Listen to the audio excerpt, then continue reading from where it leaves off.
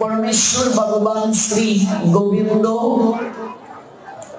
তিনি বৃন্দাবনে লীলা বিলাস করেছিলেন 10 বছর 8 মাস। অতঃপর তিনি কর্তব্য সম্পাদনের নিমিত্তে অক্রূরের রথে চড়ে মথুরা এলেন।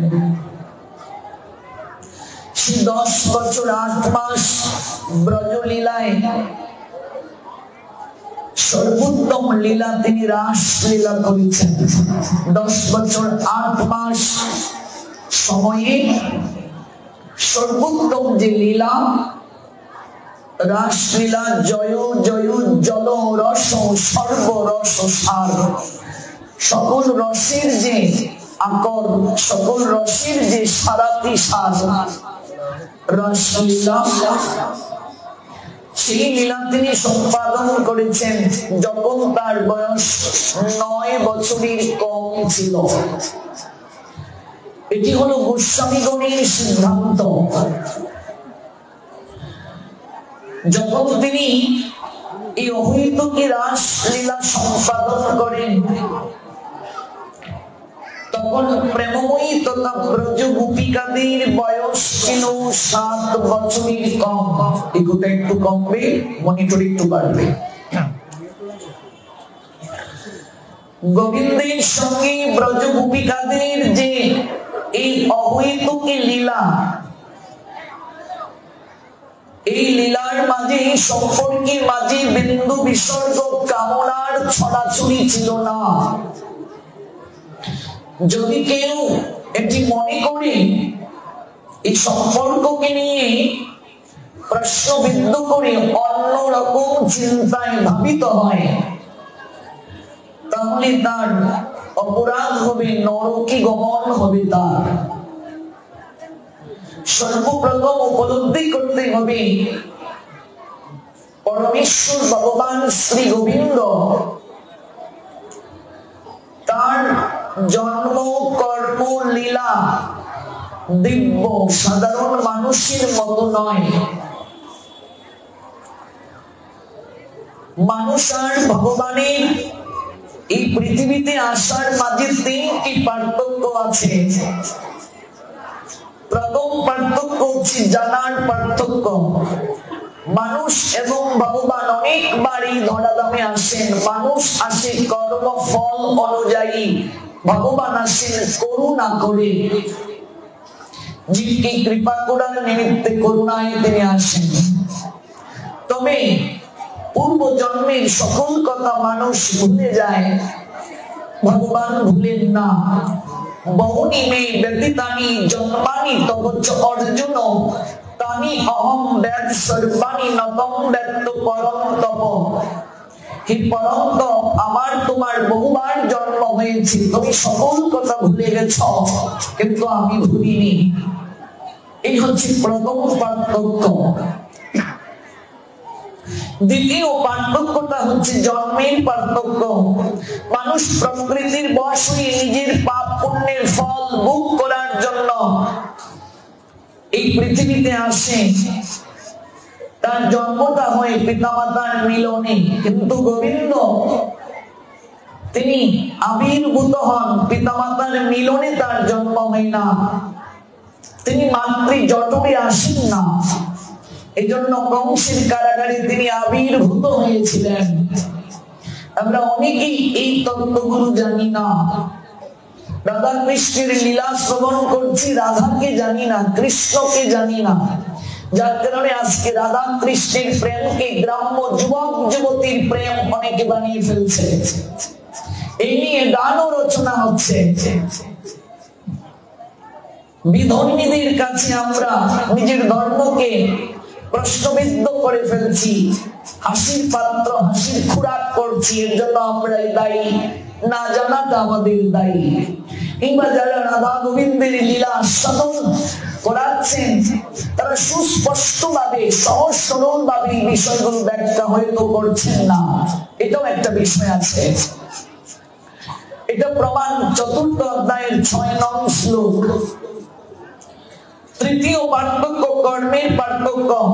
সাধারণ মানুষ নিজ কামনা পূর্তির জন্য কর্ম করে, সেটি মনুষ্য জন্মের প্রকৃত উদ্দেশ্য নয়।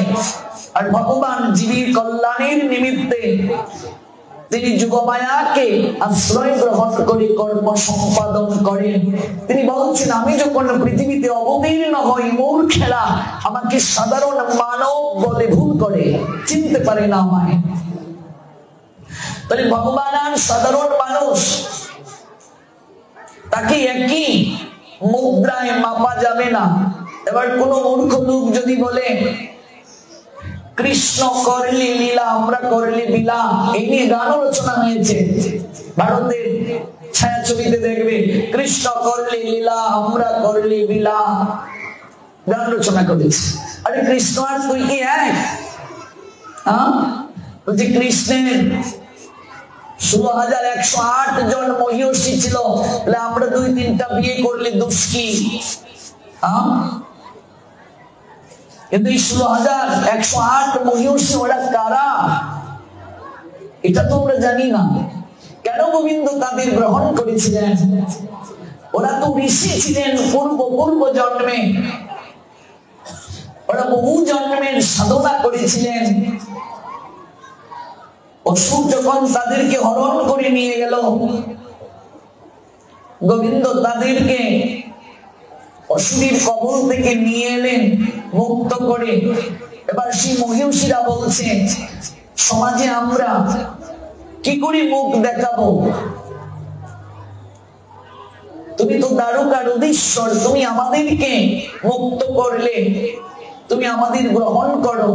সমাজের লোক বলবে যে অসুর আমাদেরকে হরণ করে নিয়েছে, আমরা পবিত্র, আমরা সতী, কিন্তু সমাজের লোক যদি আমাদেরকে বৃদ্ধা অঙ্গুলি প্রদর্শন করে, কাজেই আমাদেরকে গ্রহণ করতে হবে।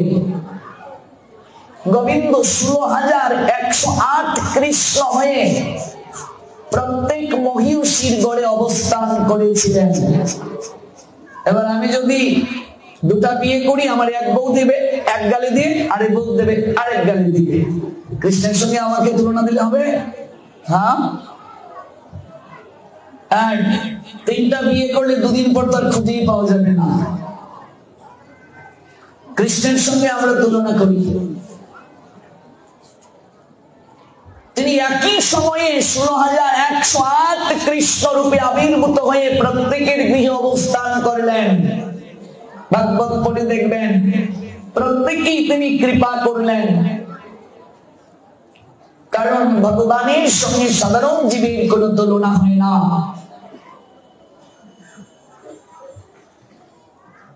তার জন্ম কর্ম সকল কিছু দিব্য।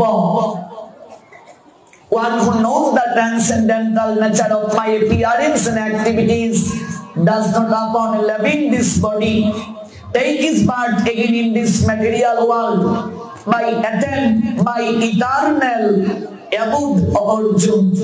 তার জন্ম কর্ম তার দিব্য, এটাই অর্জুনকে তিনি বলছেন। তার জগতে কর্ম নাই, এরপরও তিনি কর্ম সম্পাদন করছেন। তিনি বলছেন, আমি যদি কর্ম না করি জগতের কেউ কর্ম করবে না। নমে পার্থ অস্তি কর্তব্যম ত্রিষু লোকেষু কিঞ্চন ন অনুবাপ্তব্যম অবাপ্তব্যম বর্তে এবচ কর্মাণি। Or son of Partho, there is no work prescribed for me within all the three planetary systems. Nor am I in want of anything, nor have I need to obtain anything, and yet I am engaged in prescribed duties.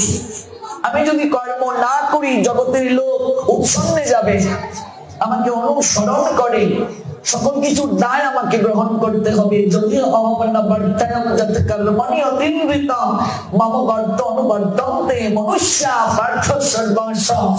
For if I ever fail to engage in carefully performing prescribed duties of Partha, certainly all man would follow my path.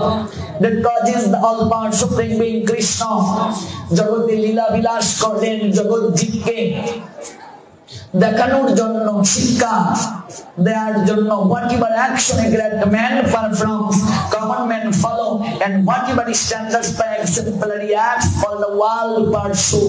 yat acharoti shreshto tattvadev itaru janaho soyat pramanam kurute lukta অনুবর্ততে। ভগবান আচরণ করলেন, জগৎকে লীলা করে শিক্ষা দিলেন। কাজেই তাকে সাধারণ কোনো মানব ভাবা যাবে না। তিনি অনাদির আদি, তার থেকে শ্রেষ্ঠ কেউ নেই। There is no truth superior to me. Everything rests upon me as pillars strung on thread. Bhakta parataram anna kinchitasti dhananjaya mahisarvam idam prutam sutre moniganaiva. সূত্রে যেমন মণি সমগাত থাকে, তেমনি সমস্ত বিশ্ব আমাতে অতপ্রতভাবে জড়িত থাকে। হে ধনঞ্জয়, আমার থেকে শ্রেষ্ঠ জগতে আর কেউ নেই। পূর্ণ ভগবান রূপে তিনি যখন এলেন, প্রত্যেককেই তিনি অধিকার দিলেন। এবার শ্রী গোবিন্দ বৃন্দাবনে ছিলেন 10 বছর 8 মাস। শ্রীমান মহাপ্রভু আমাদেরকে বৃন্দাবন লীলাটাকে অনুসরণ করার কথাই বলেছেন।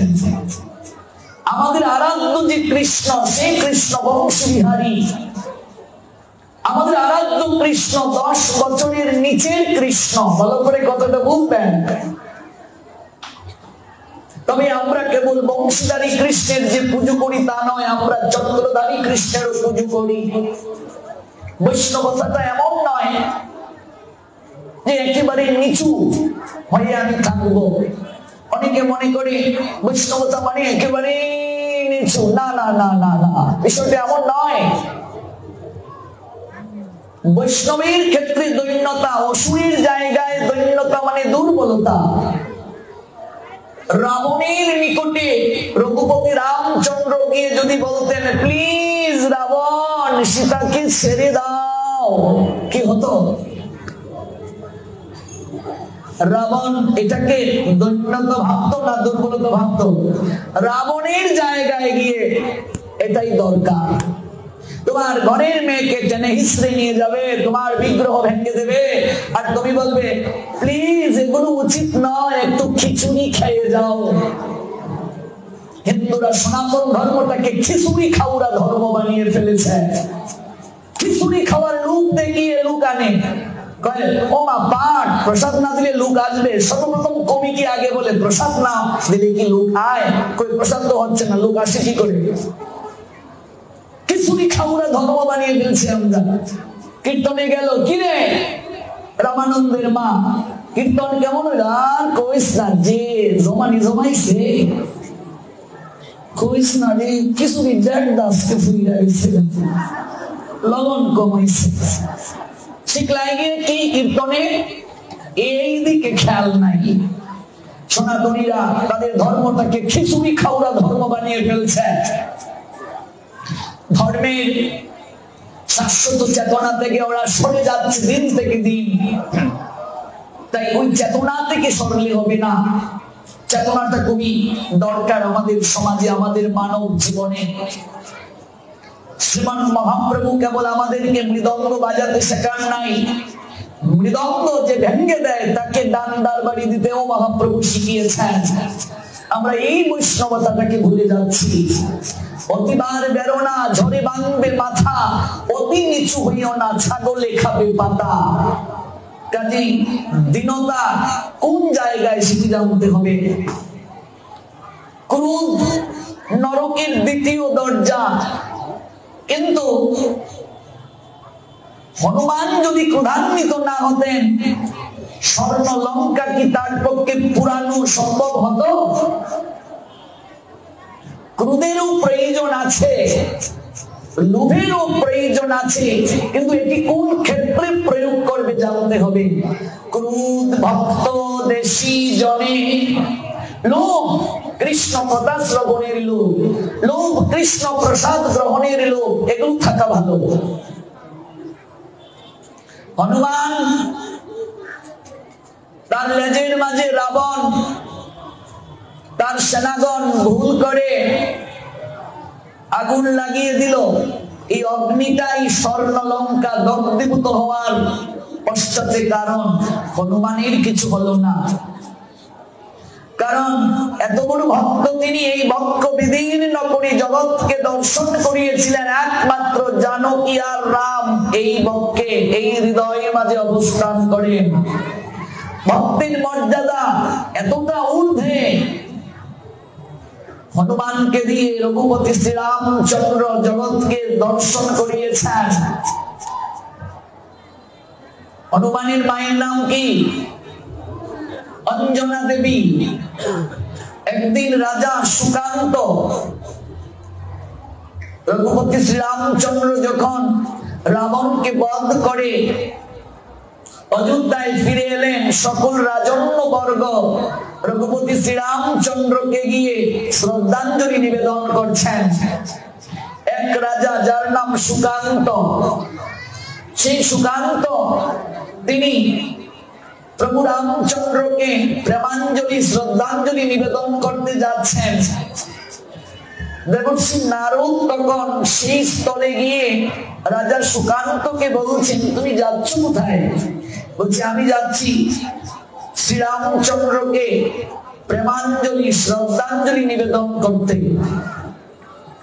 নারদ তখন বললেন, যাচ্ছ বটে, যাও, সবাইকে প্রণতি দিয়ে শ্রদ্ধাঞ্জলি দিবে, কিন্তু শ্রীরামচন্দ্রের এই রাজসভায় যিনি গুরুর আসনে বসে আছেন সেই বিশ্বামিত্র মুনিকে তুমি প্রণাম দিও না।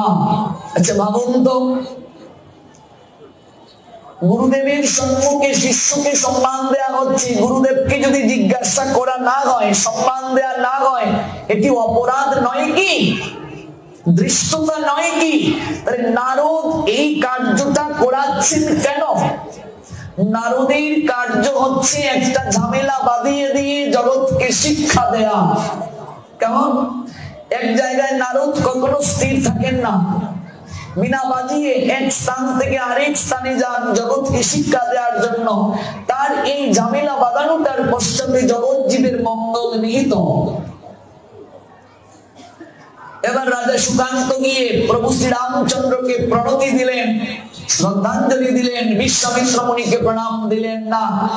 সবার মাঝে গুরুদেবের অপমান হলো। গুরুদেব ক্ষিপ্ত হয়ে বললেন, শ্রীরাম, তোমার সবাই, তুমি না মর্যাদা পুরুষোত্তম, গুরুদেবের অবমাননা করা হলো, আর তুমি তার বিচার যদি না করো আমি এক্ষুনি সভা ত্যাগ করব। গুরুদেব, আপনি শান্ত হন। আমি শান্ত কি করে থাকবো বৎস? গুরুদেবের অপমান হলো সবাই। আগামীকাল সূর্য অস্তের পূর্বে রাজা সুকান্তের মস্তক ছেদন করে তুমি আমার চরণে যদি অঞ্জলি দিতে পারো, তাহলেই আমি শান্ত হব। কথাটা শোনার সঙ্গে সঙ্গে সুকান্ত দৌড় আর বলছে, এই দেবর্ষির সঙ্গে সাক্ষাৎ হওয়াটাই আমার আজ মৃত্যুর কারণ। কেন যে তার কথা শুনতে গেলাম, এখন আমার প্রাণ যায় যায় যায়। এই বেটা বিনা বাজিয়ে বাজিয়ে আমায় মিষ্টি মিষ্টি করে কেন যে এই কথাগুলো বলতে গেল, আর আমি কেন শুনতে গেলাম? দৌড় শুরু করেছেন। নারদ বলছেন, রাজন দৌড়াচ্ছ কেন? বলছে, আর পিছনে ডাকবে না, তোমার কথা শুনতে গিয়ে আজ আমার মৃত্যু দশা হলো। বলছে, আরে বলে যাও কি হয়েছে? বলছে, আর বলবে না, আগামীকাল সূর্য অস্তের পূর্বে আমার মস্তক ছেদন হবে। বলছে, আরে বোকা, যে প্রাণ নেয়ার ব্যবস্থা করতে পারে সে প্রাণ দেয়ারও ব্যবস্থা করতে পারে। এত দৌড়াচ্ছ কেন? শোনো, আমি তোমায় একটা বুদ্ধি দিচ্ছি। তুমি যাবে মাতা অঞ্জনা দেবীর নিকটে। কার নিকটে? হনুমানের মায়ের নিকটে গিয়ে প্রণাম দেবে। প্রণাম দিয়ে বলবে, মাতা, আপনি আমার একটা ইচ্ছে পূরণ করবেন, কথা দিন। অঞ্জনা দেবী যখন তোমায় কথা দেবেন, তখন তুমি কৌশল করে তোমার প্রাণ রক্ষার জন্য অঞ্জনা দেবীকে বলবে। রাজা সুকান্ত বলছেন, আপনি কি বলছেন? এ কমলার কাছে যাব আমি আমার প্রাণ রক্ষার জন্য? অঞ্জনা দেবী আমার প্রাণ কি করে রক্ষা করবে? বলছে, আরে আমার কথাটা কি সম্পূর্ণরূপে শুনো। তুমি অঞ্জনা দেবীর কাছে কথাটা গিয়ে বলো, তারপর দেখো না কোথাকার জল কোথায় গিয়ে গড়ায়। রাজা সুকান্ত ছুটতে শুরু করলেন দেবী অঞ্জনা দেবীর কাছে গিয়ে প্রণতি নিবেদন করলেন। আরে তুমি রাজা হয়ে আমায় প্রণাম দিচ্ছ? বলছে মা গো, আজ আমি রাজা নই, এক কাঙ্গাল হয়ে তোমার নিকটে এসেছি, কথা দাও মা, আমি যে ভিক্ষা চাইবো তুমি দেবে। তুমি রাজা, আমার কাছে কি ভিক্ষা চাইবে? আমি এক সামান্য রমণী। বলছে তোমার কাছে যা আছে আস্থা আমার বড় প্রয়োজন, কথা দিলাম। কি চাও তুমি? মাগো, আগামীকাল সূর্য অস্তের পূর্বে কোন এক রাজা, নাম বলছে না, কোন এক রাজা আমার মস্তক ছেদন করবে, এই জন্য আমি তোমার কাছে এসেছি। বলছে এটা একটা কথা হলো, আমার পুত্র মহাবীর যে বক্ষ বিদীর্ণ করে জগৎকে দেখিয়েছে, এই বক্ষে শ্রীরামচন্দ্র আর দেবী জানকী আছেন। একবার শ্রীরাম মুখ গহ্বর থেকে ধ্বনি যখন তার বের হয়, বৃহৎ বৃহৎ পর্বত পর্যন্ত উত্তোলন করার শক্তি সে পেয়ে যায়। এই পৃথিবীতে আর্যাবর্তে এমন কে আছে তোমার প্রাণটা হরণ করবে? রাজা সুকান্ত মনে মনে বলছে এই জায়গাটাতেই তো সমস্যা, তোমার পুত্র যার নাম করে সেই আমার প্রাণটা হরণ করবে। মনে মনে বলছে ও মা, আমি কি তাহলে তোমার কাছ থেকে ভিক্ষাটা পাবো? বলছে একদম নিশ্চিন্তে যাও, গিয়ে ঘুমাও, আমার পুত্র আসলে পরে আমি সব ব্যবস্থা করছি। এবার অঞ্জনা দেবী ত্রিসন্ধে অঙ্গীকারবদ্ধ হলেন। রাজা সুকান্ত চলে গেলেন, পুত্র আসলেন মায়ের কাছে, মাকে এসে প্রণাম দিলেন। পুত্র হনুমান, আগে মা, আমি তোমার মা, তোমার কাছে একটা জিনিস চাইবো। বলছি এই কি? তুমি আমার কাছে চাইবে? আমার অনুমতির কি আবশ্যকতা? না পুত্র, আমি আজ একজনকে কথা দিয়েছি, তার প্রাণ আমি রক্ষা করব। কার এমন প্রাণের সংশয় দেখা গিয়েছে মাতা? কথা দাও পুত্র, তুমি যার প্রাণের সংশয় দেখা দিয়েছে তাকে তুমি রক্ষা করবে।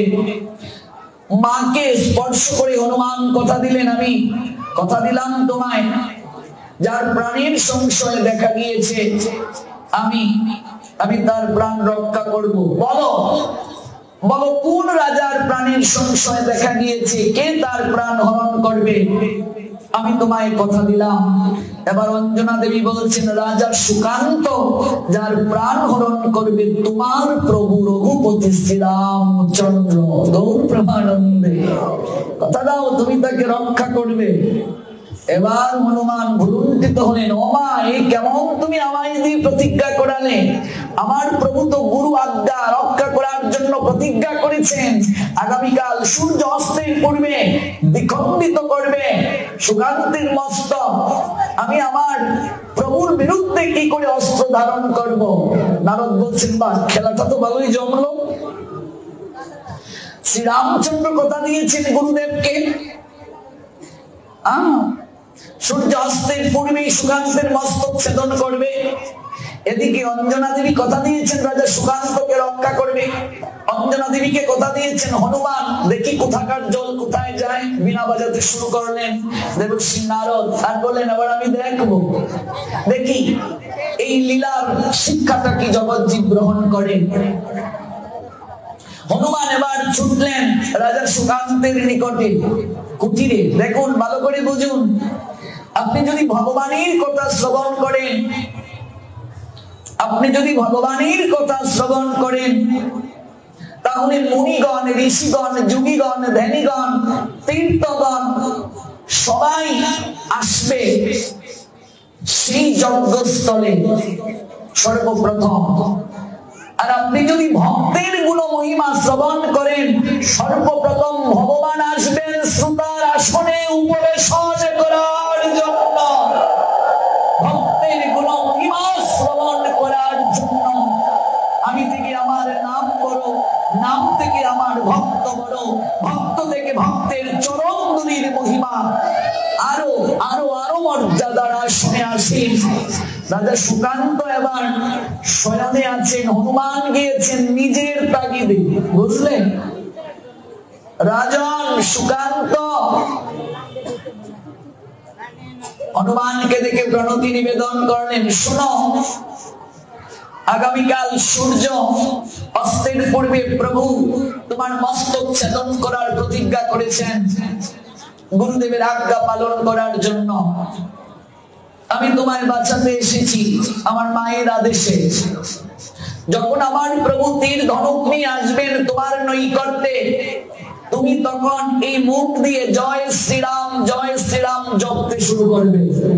হনুমান বলছে, তুমি আমায় বিপদে ফেলেছো না, কাজে আমিও দেখবো তোমার ক্ষমতা কতটুকু। ভক্ত ভগবানের নৈকট্যে বলছে, যতক্ষণ পর্যন্ত ভগবানের নাম কারো শ্রী বদনে থাকে, মহাকাল তাকে নিতে পারে না, এমনকি ভগবান পর্যন্ত তাকে শাস্তি প্রদান করতে পারেন না।